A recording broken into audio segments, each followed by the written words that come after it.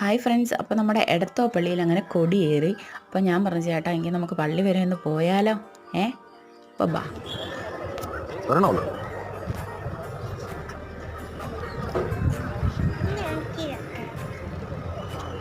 കുപ്പി തരാമോ? ഉച്ചി മതി.